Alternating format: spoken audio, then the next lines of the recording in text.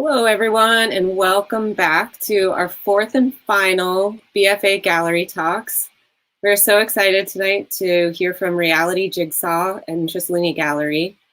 If you haven't been to any of the shows yet or would like to come back to some of the shows, we have one day left, which is Saturday from 12 to 4 p.m. So wrapping it up tonight, we have some wonderful speakers and presentations. I'm so excited to hear from them. Please remember to put any comments or questions in the comment section, and we will try to address them. Without further ado, I'm going to turn it over to Reality Jigsaw. Hey, all, thanks for tuning in to Reality Jigsaw. Thanks for all of you who are watching from home. We got a little game for you tonight. Whenever anybody says reality or jigsaw, you take a drink of something. Anyway, we got a lot of great art for you to see tonight, a lot of wacky and wild things. So let's take it over to Ashley.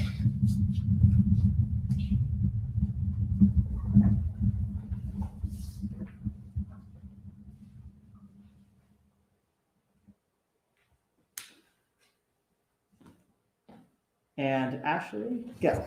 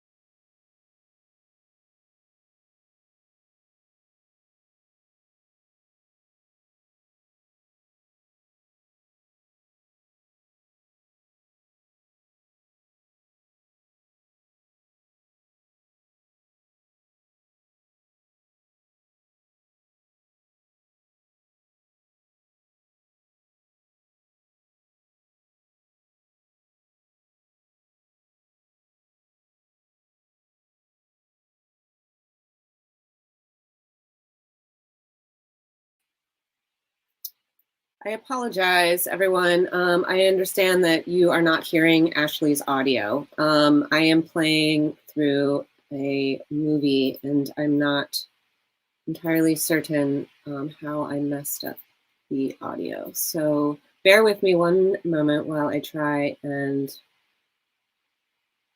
figure that out.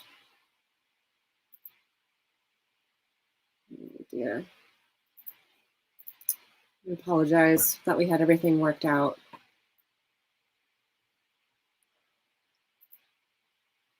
I'm going to try to share the screen again.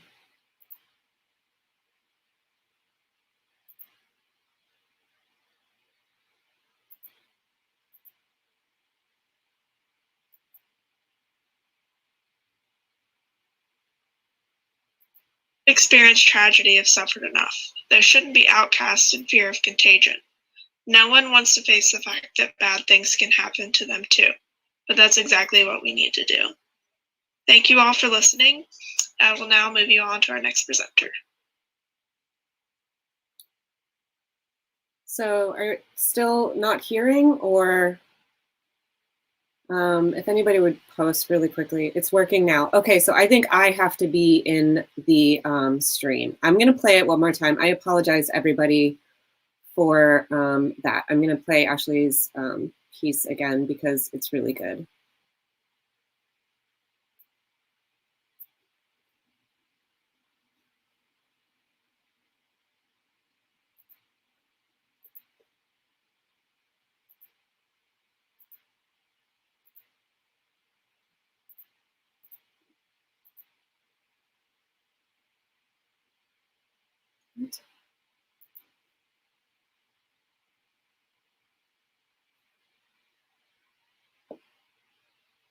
No, I can't hear it.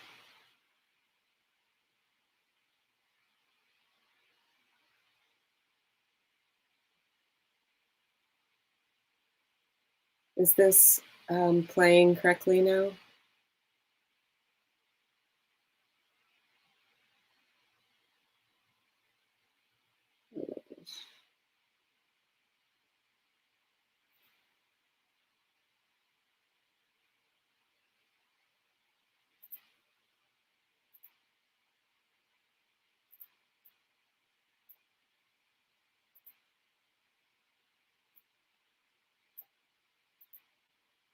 Hello, everyone. My name is Ashley Moore. I'm a painting and drawing major, and the title of my thesis exhibition is Equipoise.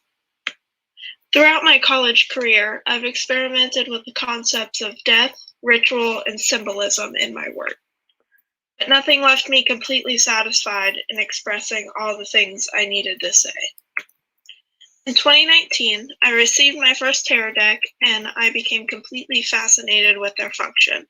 I saw them as another way to combine all of my contradicting feelings and ideas together in a visually cohesive manner that would represent deeper symbolic connections for myself. I was finally able to say all I needed to. I've modeled my thesis work around the 3-card spread, representing the past, present, and future, or the mind, body, and spirit. For the past, I chose cards representing my feelings surrounding my trauma, loss, and nostalgia. The fabric for this piece, and all 3 pieces, represents the fluidity in which all these ideas, feelings, memories, and moments exist in time and within the mind.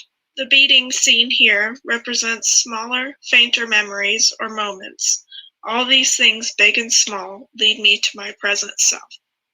Presently, I carry a lot of weight from my past, from the loss of my brother, having to care for my mom and myself while going to college, and all while battling Graves' disease, which, for those who don't know, is a thyroid condition that can be both physically and emotionally exhausting as it affects most of the body's functions. It often feels as though I have multiple forces against me, weighing me down. When I lost my brother, I lost my life as I knew it, and what was left of my childhood.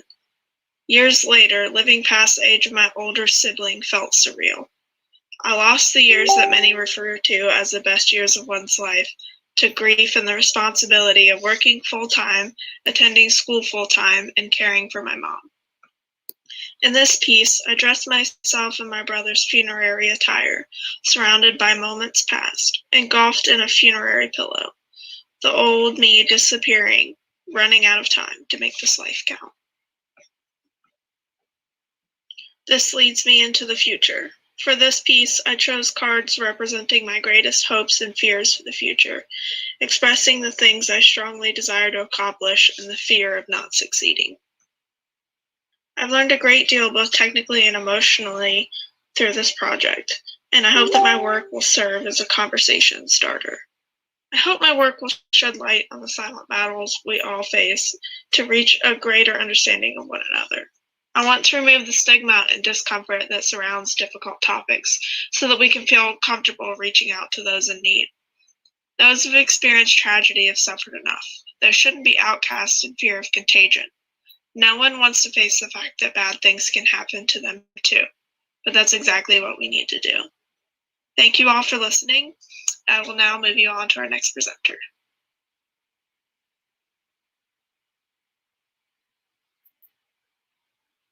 Thank you all for your patience. Here we go. Thank you, Ashley, and thank you, Courtney. And we are moving on over to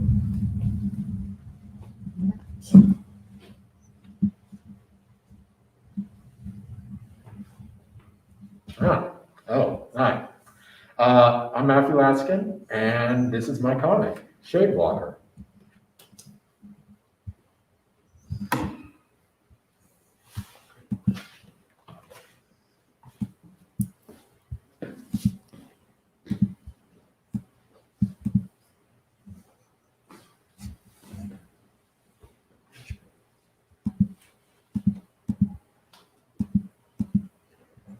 So my comic Shadewalker is about it's how I came to really like art. I first got established in essentially just doing little doodles and comic books and just little like sketches and drawings.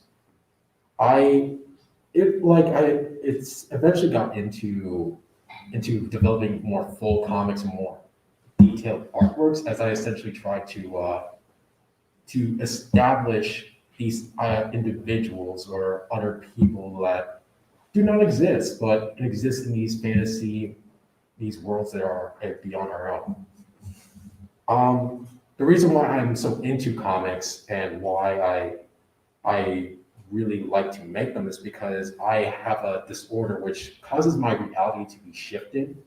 And at times in my life, I did not know what was real and what was not. I didn't have something to establish who was I as a person. So I decided to I used my drawings, my comics, my little doodles to essentially go into these other realities. And through that process, it actually helped me establish my own.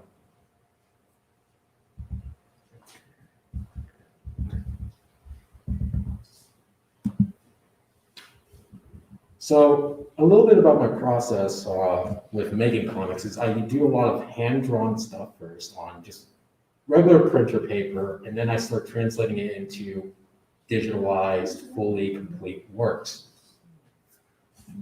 I use very different graphite pens, Adobe Photoshop, Illustrator at times, InDesign, and other programs to essentially get it into more complete form.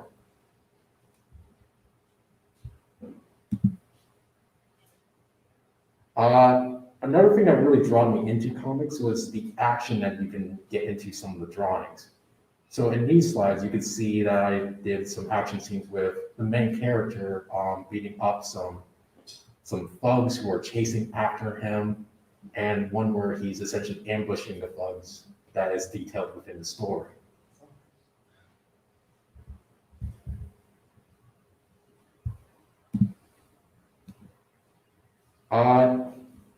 As I stated earlier, the reason why I love creating characters is because for the longest I didn't understand who I was as a person, and the use of comics and creating these stories with these different characters actually helped me understand myself as an individual. So I use my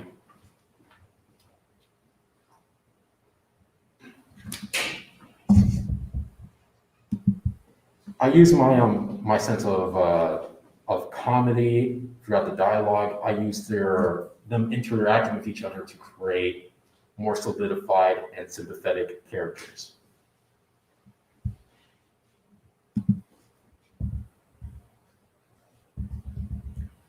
The comic itself has this is the first chapter of a longer series that I plan to make, and the first chapter is essentially establishing the main character Damien Parks as he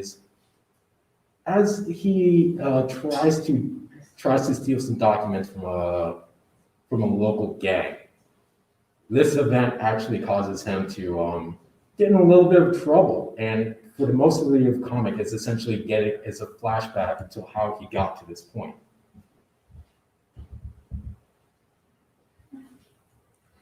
And the end of the chapter is essentially him showing that it's essentially kind of leaving it off a cliffhanger as it's established that he has superpowers, and he's going to face off his first supervillain. That was my comic. That was Shadewalker, and I'm excited to show you the next person.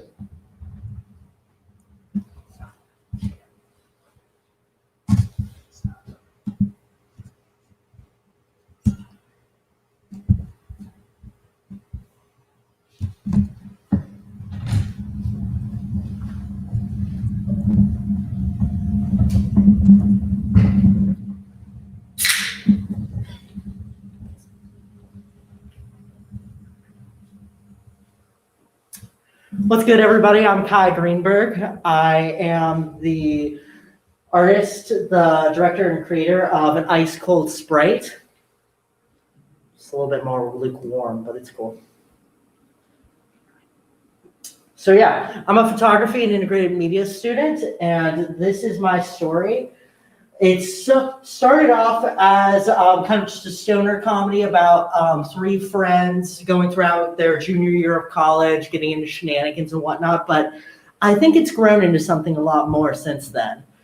It is the story of Johnny D. Wallace, your average everyday kind of, he's a pot dealer just going around getting into his shenanigans and whatnot, but he stumbles upon a portal into another realm, a otherworld, if you will, where there are demons that control people's minds and people's emotions, feed off their life force, and he sees just a glimpse of this, just enough to slightly drive him insane. The question is did he really see this, or has he just been doing a lot of drugs? Because, like, the fact is, this guy is smoking fatties 24/7, so let's be real here. But anyway, I combine a lot of animation, like stop motion animation, where it's different panels going by, and then it's a combination of actual clips of film and then photographs. That's supposed to sort of embody my photography and integrated media. I'm going to turn it over to my slides and give you a little bit of stuff from there. So yeah.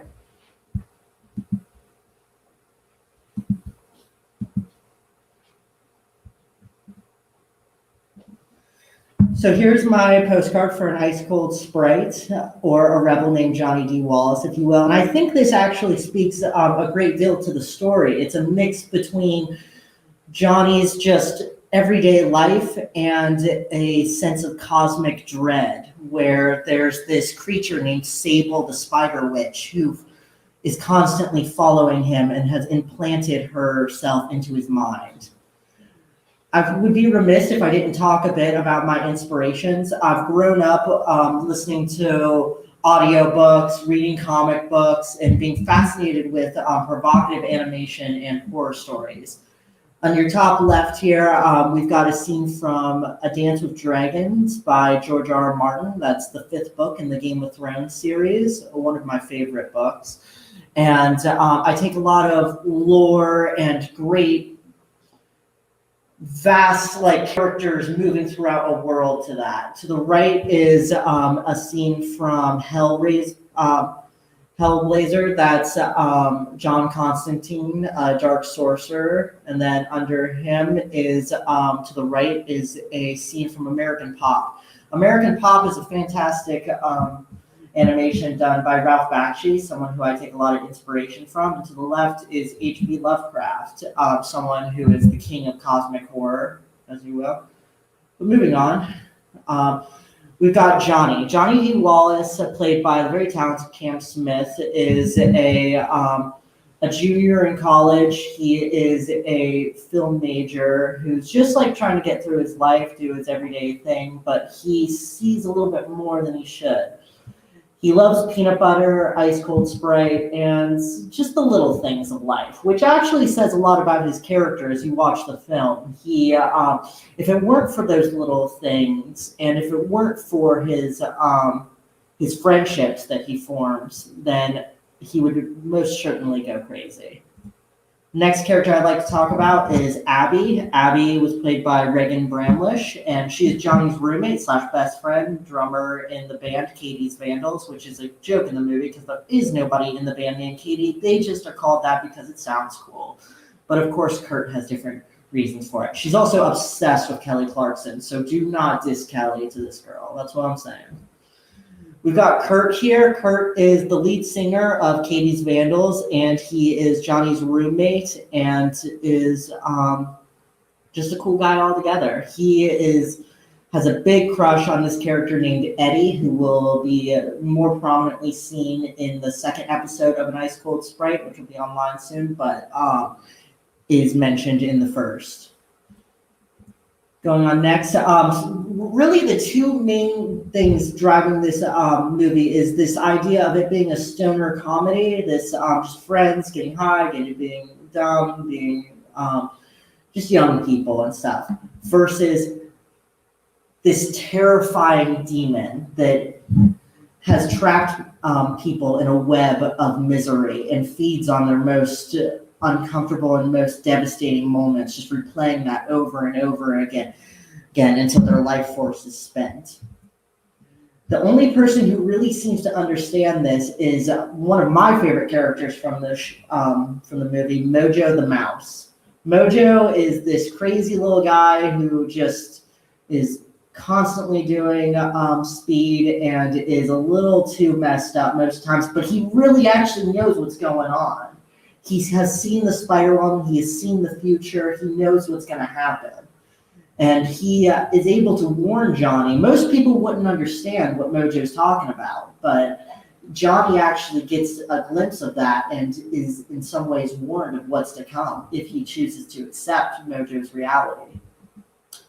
In the end, Mojo has seen that the apocalypse will come when the she-demon herself rises from the ashes of humanity and claims the soul of mankind's last hero, seen to the right. And if you will pay attention, I don't want to give anything away here, but he does kind of look like Johnny, doesn't he? I'm just saying.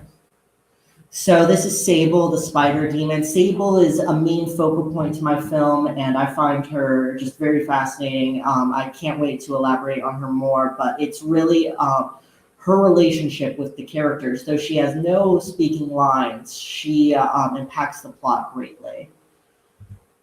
I'd also like to point out little things from a story perspective. Something that gives credence to the theory that this might not be real, this just might not be in Johnny's head, is the party that Johnny goes to prior to seeing the victims of Sable the Spider Woman. Is he goes to this party and all the people talking at the party are voiced by the same actors who play the victims of the spider's web.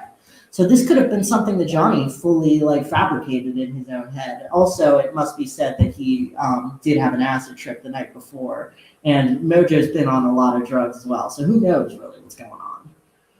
But near the end here, I'd like to say something about my side characters. I have really not only just created a world for Johnny, I've created a world for all of these characters that I find really fascinating, and I really can't wait to share them with people and bring them more to life. So yeah. Also, I'd like to say one more thing. I have a lot of symbology connecting to my earlier work in the film. If you see, the same symbol that is on Mojo's shirt is also on the wall behind Johnny and on the necklace of the dead teenage boy with the blood on his shirt. That is from a card game I made my sophomore year of college, where called Trip Stars or Trippy Monsters. It's a play on Pokemon and Yu-Gi-Oh! It's a trippy card game where I like to believe that it's in this universe. And also on Johnny's t-shirt, I'm not on Johnny's t-shirt, Johnny's wall, his door, is a poster that I made for my dorm room that says Satan lives, but I put the pentagram too close to the live, so now it's Satan all lives. And this is Satan Olive's production. So yeah. Thank you. I'm going to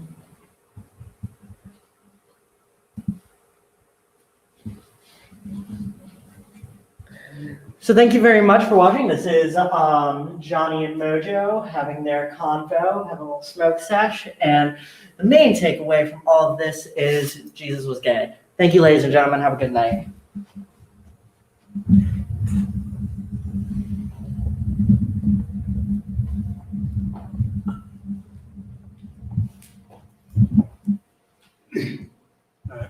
How's it going? My name is Sam Connor. I'm a BFA in painting and drawing and a visual artist from Cleveland, Ohio. And this evening I'll be presenting to you my BFA thesis body of work. Before I get into it, I just want to take a moment to thank, first and foremost, all of my professors that I've had throughout my 4 years here at OU who have always pushed me creatively and technically. Secondly, I'd like to thank my family, my parents, my brothers for being there for me and believing in me since I was a little kid. And I'd also like to thank my friends for always having my back and being some of the most true and authentic people I know. But with that being said, let's get into it.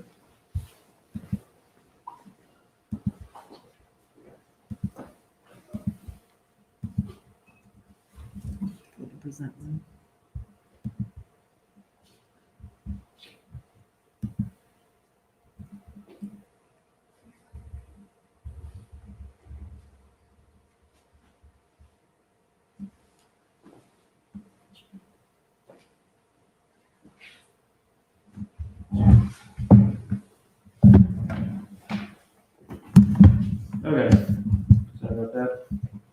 All right, so We Are All Witnesses, the title of my show, is the culmination of efforts made to confront my personal relationship with the media I consume every day, and to start being honest about how it has influenced who I am, who I've been, and who I'll become. However, more importantly, it's an effort to entice others to do the same. So inspired by a newfound interest in landscape art, I decided the best way to confront my relationship with media is to conceptualize it as a physical environment through which to navigate. So, We Are All Witnesses is thus comprised of two quote-unquote sections. The first being a series of 4 colored pencil drawings done on black paper, all centered around the subject of the cityscape, with each drawing portraying the various facets of my life inside the quote-unquote glowing screen.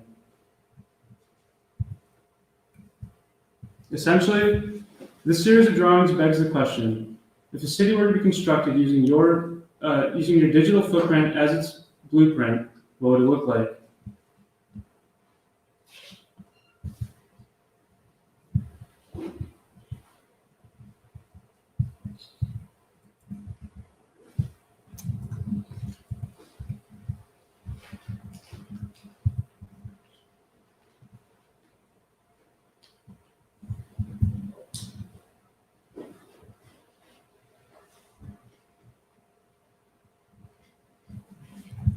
All right, sorry about that again.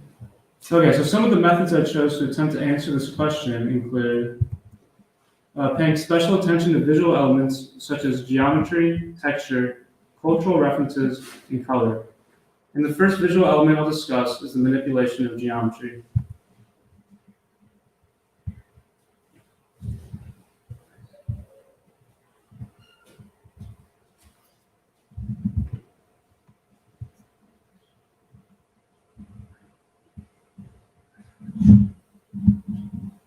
Okay, sorry about that. So in the first section, I use geometry as a way to represent the feeling of being perpetually confused and disoriented as a result of spending too much time on social media, constantly receiving mixed messages about what to like, how to think, and who to look up to.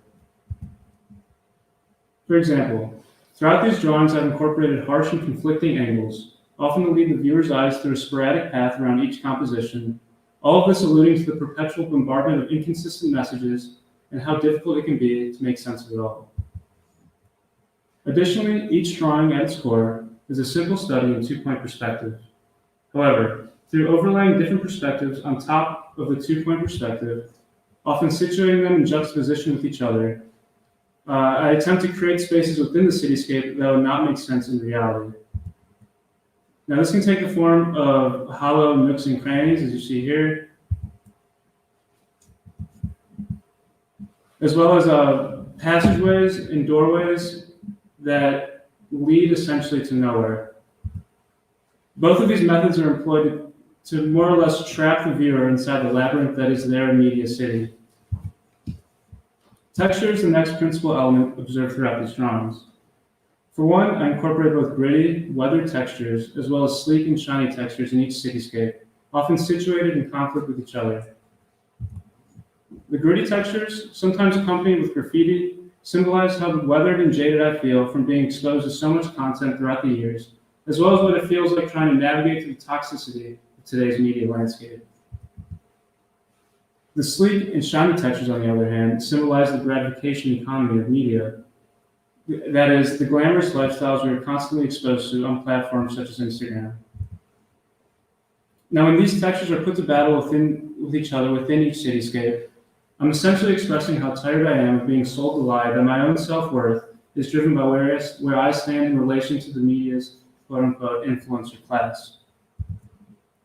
Which leads me to the next visual element, that is cultural references, which I largely use throughout each cityscape as a way to question the legitimacy of the glitz and glamour of this influencer class, as well as the question of the true intentions of those who run the mainstream media. Today, our complex and nuanced societal issues are boiled down to slogans and simplistic infographics.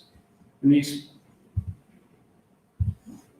the explosion in popularity of these infographics, although they may be very helpful in some instances, which are very also prevalent, especially on Instagram, it reveals how many people are now willing to sacrifice a more well-rounded assessment of today's issues for digestible, conclusion-driven answers.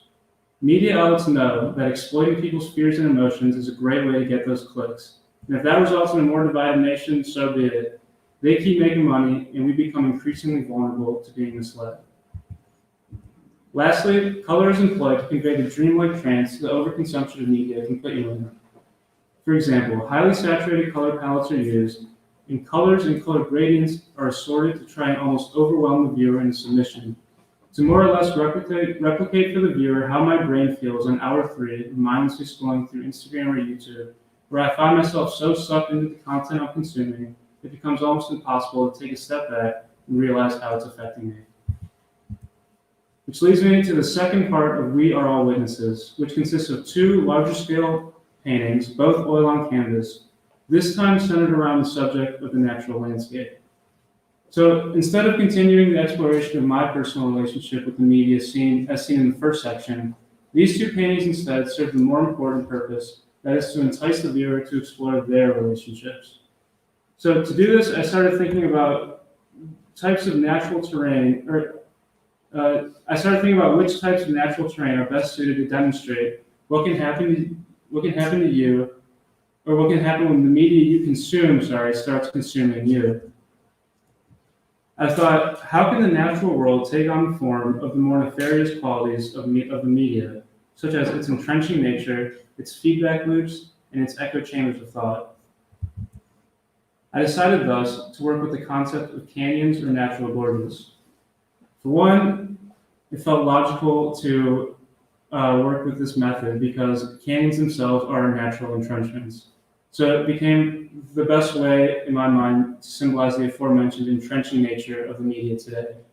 However, more importantly, I chose to work with canyons because no matter how deep you may find yourself in the depths of one, the fact that you can look up and still see the sky above prove that if there's a will, there's a way to pull yourself out of there. So I addressed the ideas of feedback loops and echo chambers, two prominent consequences of the divisiveness of today's media, by situating these canyons as loops themselves, each loop rippling around a central entrenchment. The windows that adorn the canyon walls are my way of referencing media engagement and incorporate elements utilizing the colored pencil drawings of the previous series, such as color variation and color gradients, more or less conveying a sense of electricity pulsing through both compositions. Additionally, by using a perspective, more or less a bird's eye view, that looks down into the canyons, the actual Earth's surface becomes a key element in both paintings. The importance of highlighting the Earth's surface lies in the idea that if we can lift ourselves out of the quote-unquote trenches, which are symbolic of today's media frenzy, it's revealed to us that although none of the canyons intercept or connect with themselves, they are all connected by the same land, the same Earth. Thus, if we, the people, can stay vigilant, critical, and open-minded about the media we consume every day, we can rise above its efforts to keep us divided and see that just as the canyons are connected by the surface they cut into, we too are all connected by the shared experience of being a human being on this planet.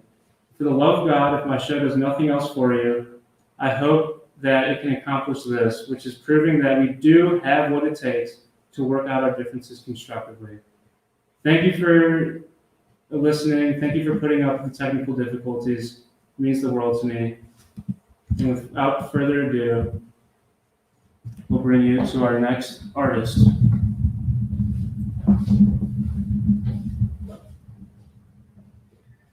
Hey y'all, I'm Aster. I'm a painting and drawing major. I focus on digital drawing and illustration. Yeah, so let's get on to my slides.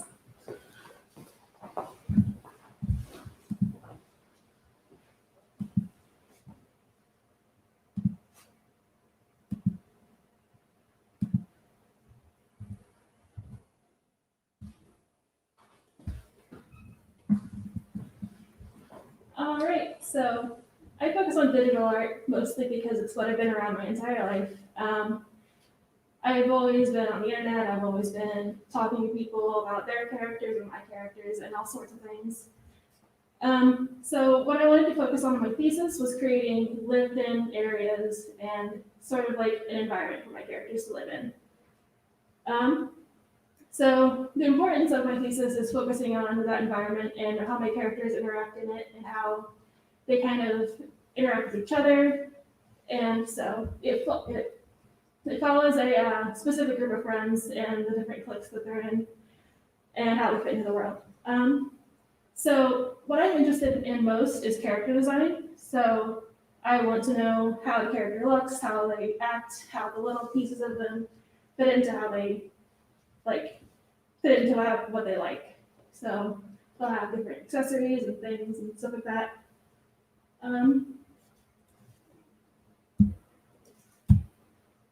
So another thing I wanted to focus on in my thesis is a sense of familiarity. So these are characters that I've been with for a long time. So I want to sort of bring how I feel into my thesis. Sort of like a comfort project for me, figuring out how I can convey my comfort with these characters into the world, I guess. Something I wanted to focus on this was color palettes. Something I really like in color palettes is warmth. I think it really connects in well with comfort.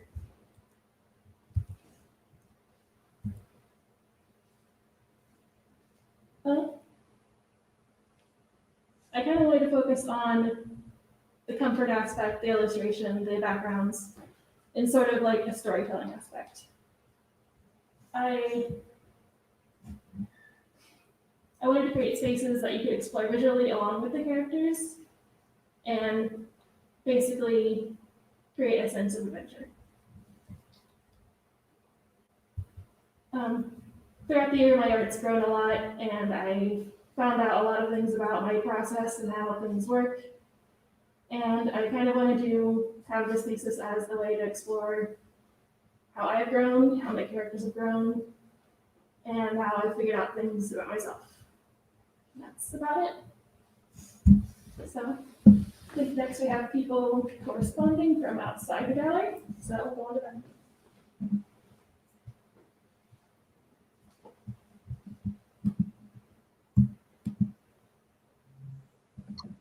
Hello, everyone, or as we would like to say from the Exotica Lounge, aloha!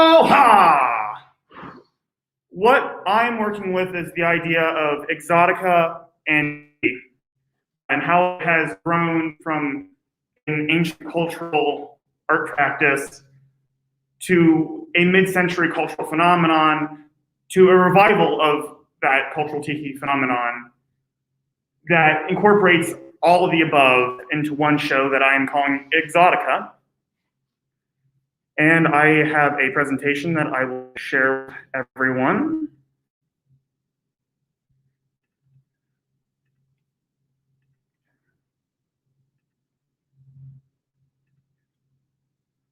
Okay, so you're probably all wondering, what is Tiki/Exotica?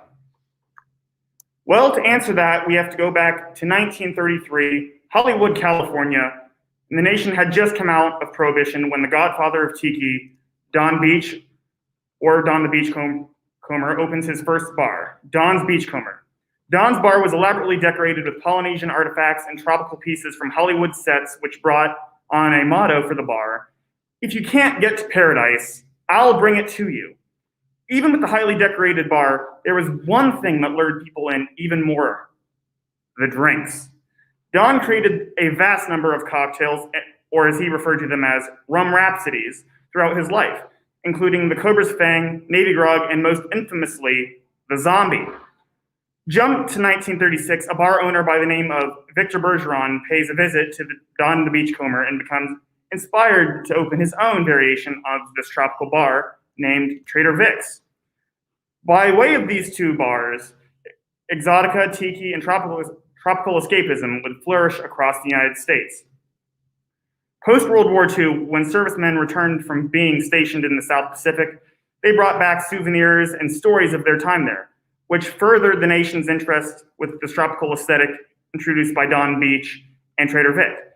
Due to the rising interest in these cultures and aesthetics, more of the Polynesian-inspired tropical bars and restaurants such as the Mai Kai in Fort Lauderdale, Kon-Tiki, and the Kahiki in Columbus, Ohio. They all started popping up around the country.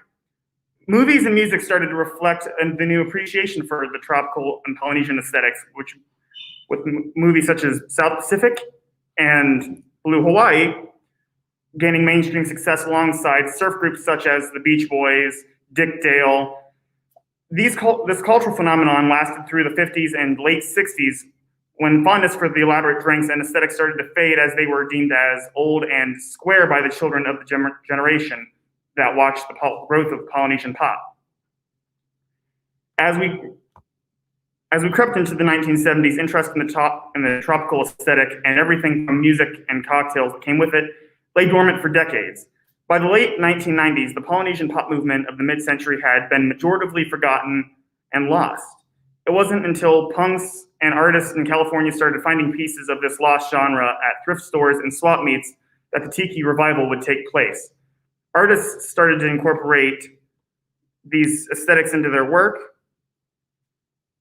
and authors such as Kirsten and Jeff Berry released cocktail books and history books of the topic, which started gathering speed and brought a new interest back to the culture. By the early 2000s, the Tiki revival was in full swing with artists such as Shag, Bosco, Mark Ryden, Tiki Diablo making artwork that incorporated these old aesthetics. Soon, new bars were popping up around the country, and there were new ways to enjoy Tiki tropical escapism around the country and the world.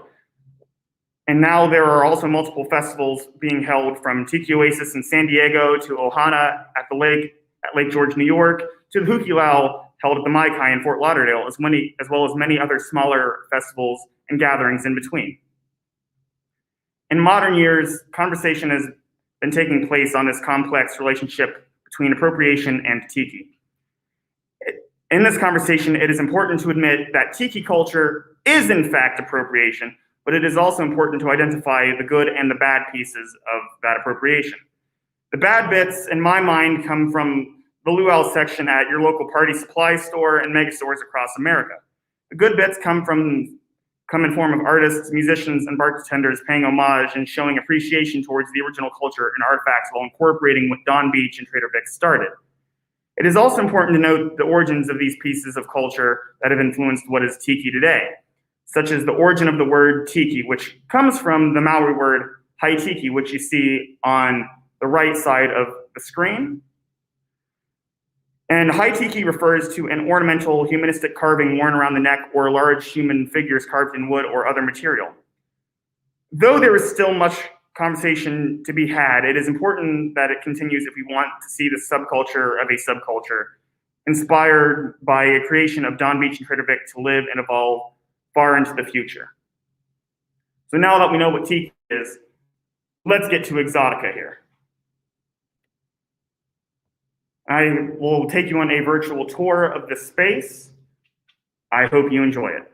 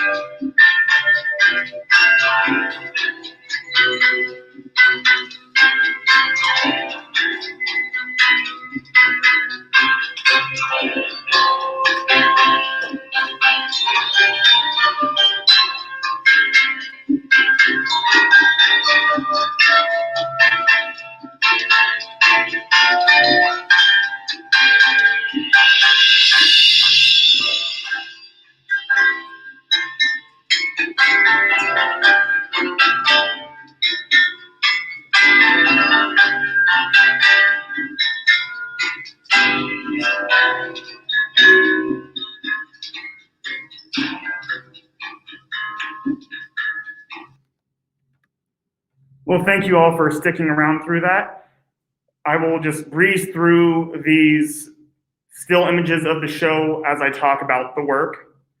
For this show, I created many carvings that I would decorate the space with in conjunction with older pieces that I have collected over the past few years of traditional Polynesian carving, as well as pieces and artifacts from mid-century Polynesian palaces and tiki bars.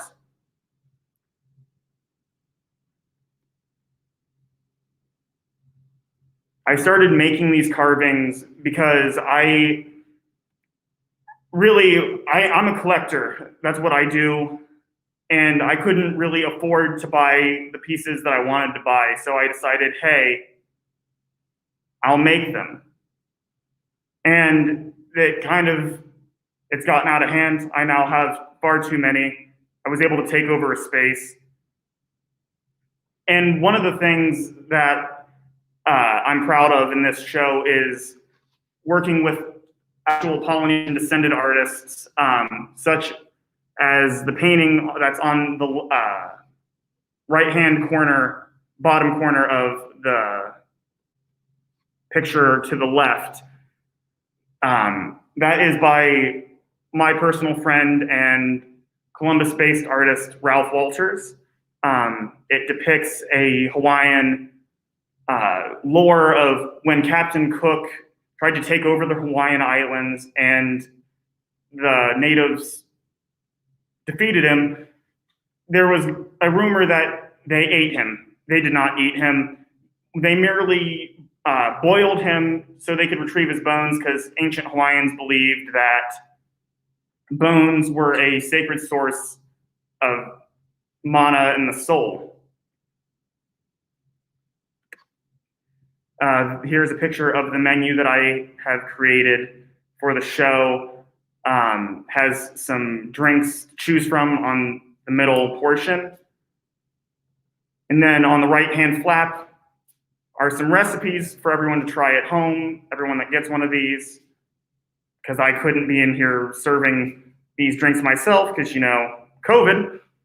And on the left-hand flap, there is the history that I gave you guys previously, so everyone knows what's going on. And here are just some of the pictures of the carvings and of themselves that I've created. These are just some of my favorites. I created far too many to bore you guys any longer with an even longer slideshow.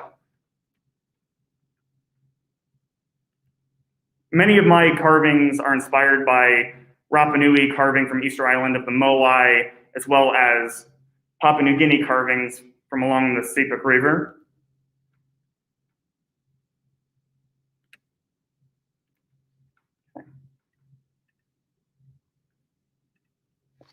I'd like to thank you all for bearing with me. It's been a great 4 years at Ohio University, and I'm proud that this is what I have turned all that into.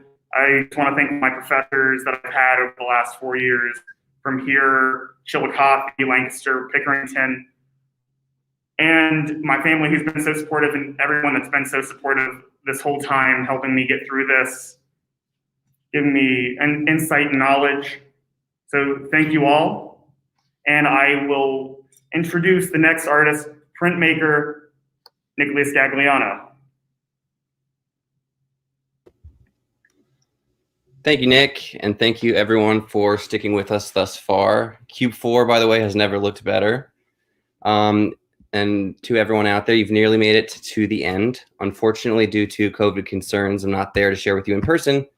However, I am excited to share with you remotely, which I will do now.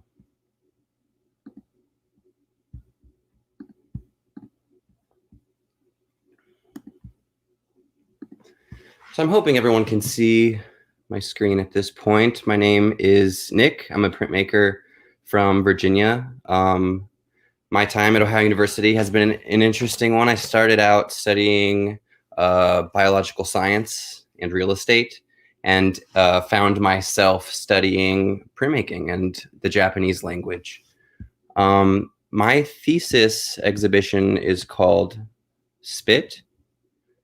I wanted to do a sort of mock install in my living space since I couldn't in the gallery. So what I'd like to do now is share with everyone the work and then a little bit of process. So this was the first piece that I made that sort of started the process and the journey. And it kind of inspired the rest. My work tends to deal with the subconscious and battles with self-deprecation and other anxieties.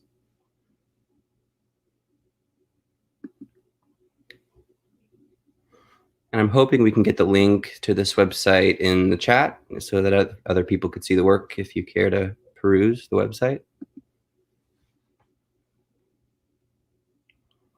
Spit to me has been weirdly fascinating as of late. We spit when we talk, we spit when we kiss, we spit when we spread COVID around, or at least do it through spit.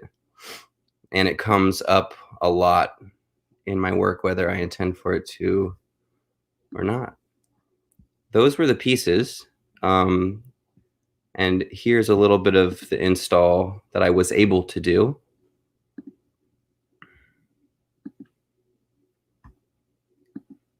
And then finally, we can come to some process for those that are interested.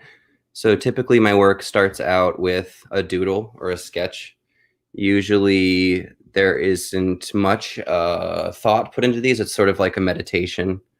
Then I'll do a digital mock-up of some ideas for colors, which usually don't end up in the final pieces, but kind of gets me going. Then I separate the layers and arrange them onto screens. And then I'll start layering down, layer after layer, and then finally an outline layer. And that's my typical process. For this body of work, it was a little bit different. A lot of the sort of meditative drawings were done with markers. Here are some examples. And then again, a digital mock-up.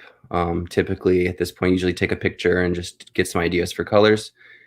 And again, for this body of work, I wanted to focus on the backgrounds in addition to the doodles that were going on top of them.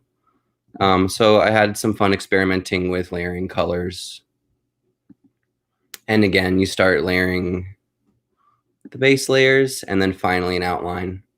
And I wanted to bring my presentation sort of home in full circle with the first screen print that I made in Melissa Haviland's screen and paper class that sort of got me focused on this journey and reignited my love for making again. Again, I'm not sure if it's there because I can't see it now, but I'm hoping there's a link up so people can peruse the work and other works themselves.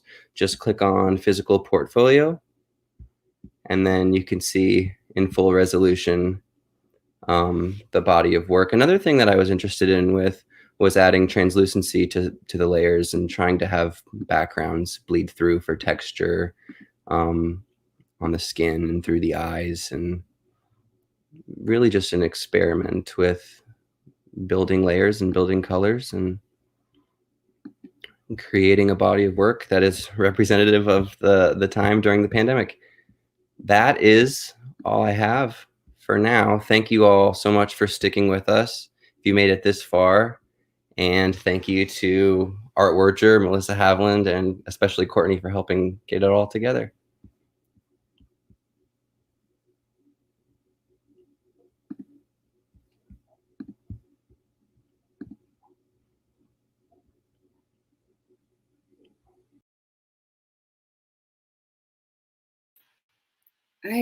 Boy, this last one, I really had some technical difficulties, even though we practiced and practiced and practiced. So thank you all so much for bearing with all of our little blips and blurps. I'm going to turn it over to our gallery for one final word. Thank you all so much for everything, and we'll see you soon.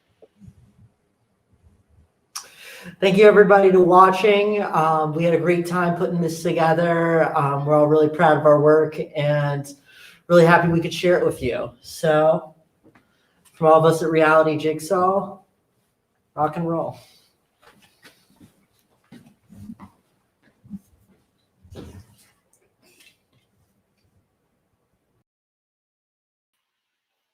That concludes our night. See you soon, and thank you again.